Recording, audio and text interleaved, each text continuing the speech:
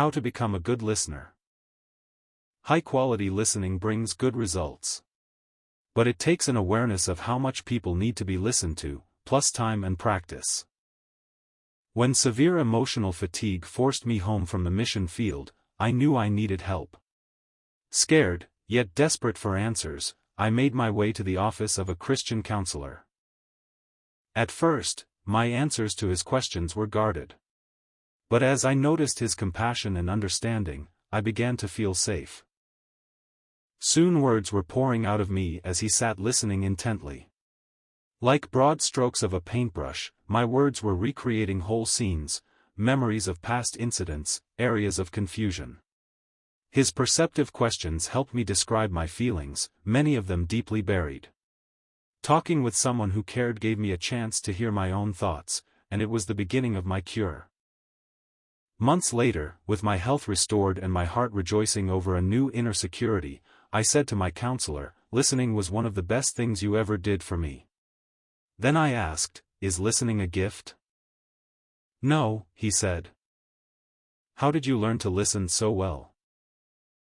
"Through practice," he replied, assuring me that anyone who wants to can learn how to listen. "If I can learn how," I said, "maybe God can use me to help someone else the way you've helped me." That was 2 years ago. I'm still committed to listening, because I believe it is one of the most effective means God ever gave us for helping one another. I'm learning that listening is a hard-earned skill, but one that pays rich dividends. To increase my own ability to listen, I started to observe and talk to good listeners. I discovered they are motivated to listen because they've learned that listening affects human behavior powerfully, and therefore they have patiently trained themselves to listen. In a small notebook I began to record my own findings on the key role listening plays. First, I learned that listening affirms people. Indeed, it is one of the highest forms of affirmation. When we listen, we invite another person to exist. A boss who pauses at his secretary's desk to ask her opinion, a mother who switches off the vacuum to listen to her child, a customer who stops to say, "How are you?" to a sales clerk. Each of these is acknowledging someone's personhood. Jesus did this often. In Mark 10, he was surrounded by a huge crowd as he left Jericho. Yet when he heard a blind beggar calling out to him, Scripture says, Jesus stopped. He called Bartimaeus to himself and listened to him. I learned secondly that we strengthen each other through good listening. Reading the Gospels, one senses that even Jesus sought the encouragement that comes from sharing inner feelings with those who would listen. In Prescriptions for a Tired Housewife, James Dobson observes, for some strange reason, human beings tolerate stress and pressure much more easily if at least one other person knows they are enduring it. If we learn to ask perceptive questions and then wait for answers, we can be that one other person. Someone needs to share the burdens of his life. Third, listening helps the speaker clarify his or her thoughts. Dawson Trotman often said, "Thoughts disentangle themselves when they pass over the lips or through the fingertips, that is, by talking and by writing." As we give people an opportunity to talk, we help them sort out tangled thoughts. The purposes of a man's heart are deep waters, Proverbs 20 verse 5 reads, but a man of understanding draws them out. Jesus drew people out. For example, he was not in a rush when he initiated dialogue with the woman at the well, John 4, knowing it would take time for her to shed surface layers of theological questions. The same kind of unrushed talk time helps me when I'm trying to sort out an issue I am struggling with. At my job, my supervisor has created an atmosphere in which I am free to talk with him at any time. Last week when I sensed pressure, we talked. In the process I found myself identifying the source of the pressure. Expressing feelings encouraged me to be honest with myself, something not always easy for me. His willingness to listen helped me to take an accurate reading of where I am and to commit myself to some corrections. A good listener gives us the opportunity to express our views without being judged, interrupted, or redirected. We feel safe and unhurried, so we are more likely to express what is really going on within us.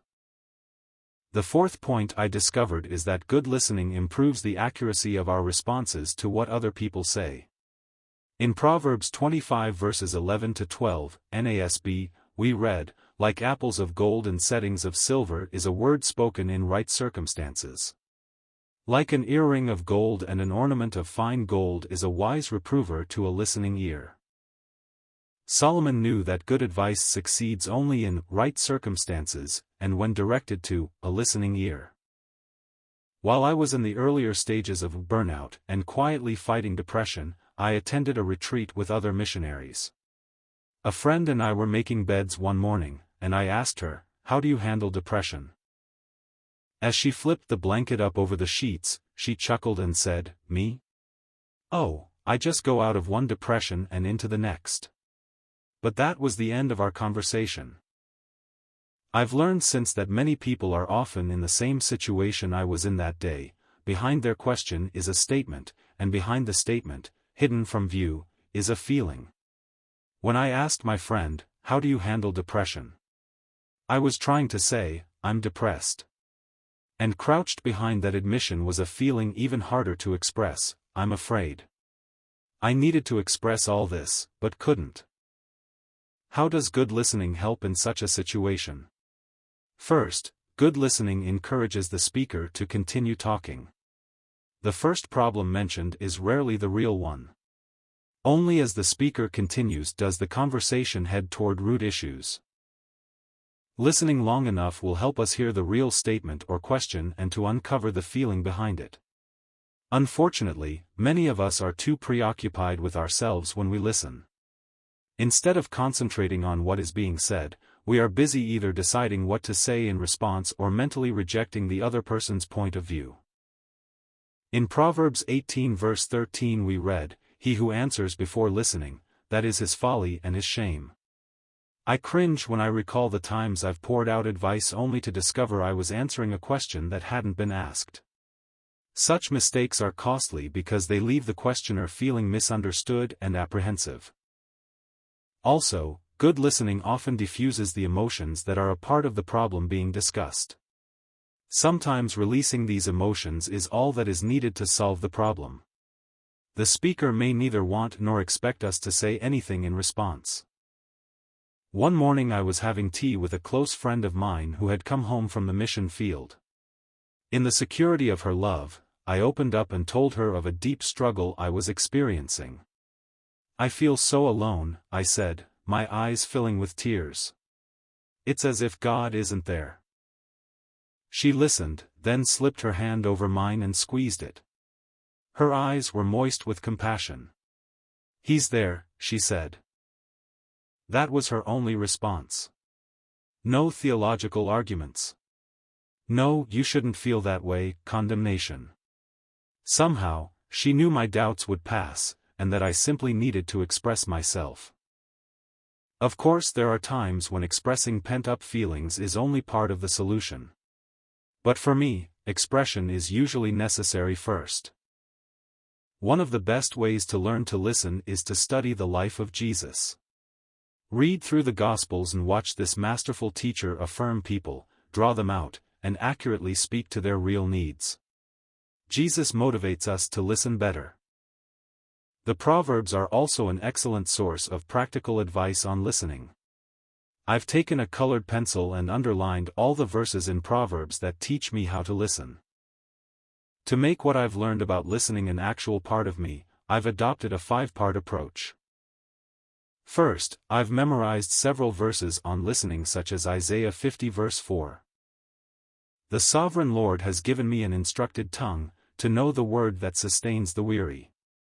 He wakens me morning by morning, wakens my ear to listen like one being taught." Each morning I take time to pray over several verses on listening. I ask God to give me an ear that hears and a tongue that sustains others. Second, I've stopped thinking of listening as only a passive activity. Listening, says former Senator S.I. Hayakawa of California, requires entering actively and imaginatively into another person's situation and trying to understand a frame of reference different from your own. To do this means fighting distractions, and forcing myself to ask, "What is this person saying to me?" What does he or she mean? I don't want to be like the fool in Proverbs 18 verse 2, who takes no pleasure in understanding, but only in expressing his opinion, RSV. Third, I consciously withdraw so as to create space for another to open up and talk. In The Wounded Healer, Henri Nouwen quotes James Hillman, director of studies at the C.G. Jung Institute in Zurich, Switzerland, for the other person to open and talk requires a withdrawal of the counselor. I must withdraw to make room for the other. This withdrawal, rather than going out to meet the other, is an intense act of concentration. After listening, I used to make comments such as, "I know just how you feel." Then I would recount something similar that had happened to me. Sometimes my stories helped, but many times they were just a distraction. I'm learning to put myself aside when I listen. Fourth, I put more emphasis on affirmation than on answers. When I listened in the past, I had a compulsion to rush in and fix things, as if the other person were asking me to do something. I'm learning that, although there are times where I need to give an answer or help direct someone, many times God simply wants to use me as a channel of His affirming love as I listen with compassion and understanding. As the other person finds security in this acceptance, he begins to believe God loves him. In this atmosphere of affirmation, God is able to work with this person, and the results are much better than anything my feeble tinkering could do. Finally, I look at listening as a skill to master little by little. Progress is slow, and on some days I'm discouraged at how poorly I listen. In order to improve, I've asked those I work with to help me by pointing out times when I fail to listen. I also use the time driving home from work to review the day. I think back through my encounters with others at the office, over the phone, at lunch. I make mental notes of situations I bungled, times when I failed to listen. I relive conversations and mentally phrase the questions I wish I had asked, the responses I wish I had given. This mental practice prepares me for the next time. It takes time and practice to learn to listen. And it takes a caring heart. A fourth-grade teacher once asked her class, "What is listening?" After a few moments of silence, one little girl raised her hand. "Listening," she said, "is wanting to hear. Lord, make us a people who want to hear."